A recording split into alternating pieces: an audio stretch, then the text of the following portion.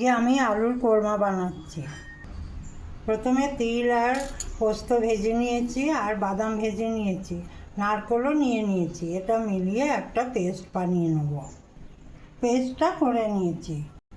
তেলটা গরম করে নিয়ে এবার গোটা গরম মশলা আর তেজপাতা দিয়ে দিচ্ছি,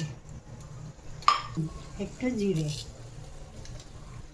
ফোড়নটা হয়ে গেছে, এবার 1 চামচ আদা আর রসুন দিয়ে দিচ্ছি। কারি পাতা, হলুদ, ধনে, জিরে।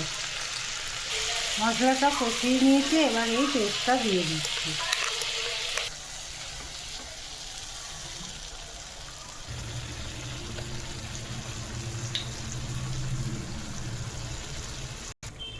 একটু তেঁতুল ভেজানো জল দিয়েও কষাবো। একটু করে তেঁতুল জল দিয়ে দিয়ে কষাবো।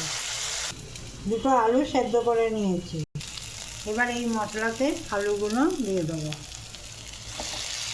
তরকারিটা হয়ে গেছে, এবার ঘি আর ধনেপাতা দিয়ে নামিয়ে দেবো।